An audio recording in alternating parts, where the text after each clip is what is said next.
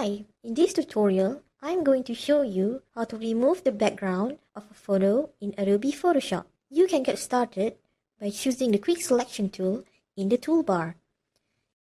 Pick an appropriate brush size. Drag your mouse to all areas you want to select.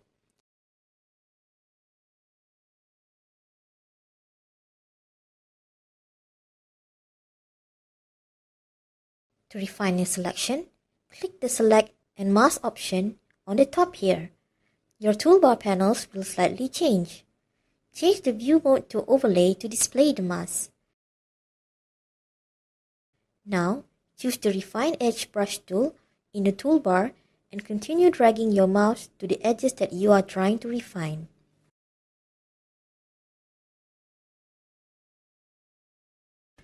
You can still change the brush size from the tool panel for more precise selection.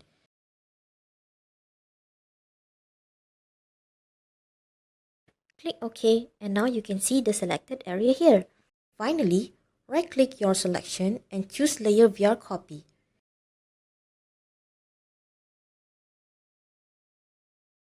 Delete the original layer and now you have successfully created an image with transparent background. Thank you for watching.